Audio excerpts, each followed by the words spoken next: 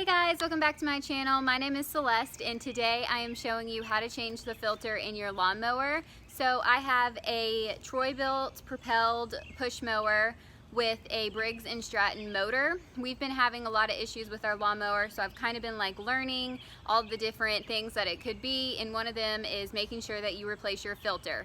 I did not even know that our lawnmower had a filter, so I just thought I'd share this with you guys. The filter in your lawnmower needs to be changed every 3 months, and especially at the end of summer. It's just something that's easy to keep up with. If you think about it, at the end of summer, just kind of put it on a checklist along with draining your fuel line for the winter.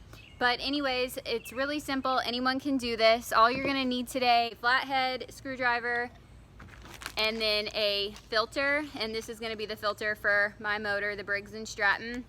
I got this on Amazon for less than $5, and I will link it down below. You're going to come over to your mower, and then on mine, the filter sits in this spot right here. You're going to take your flathead screwdriver, and you're just going to undo this screw here.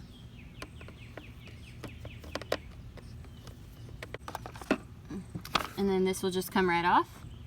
And your filter sits in there, and like I said, I didn't know you had to replace the filter in these, so this one is really dirty.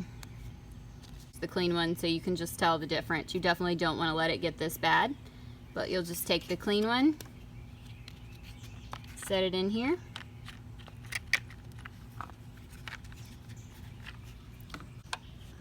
and then you'll just go ahead and screw this part back in, and then you're all done. So that's all there is to it. Like I said, this is really easy. Anyone can do it, and I hope that you all enjoyed this video, and I'll see you in my next one. Bye guys.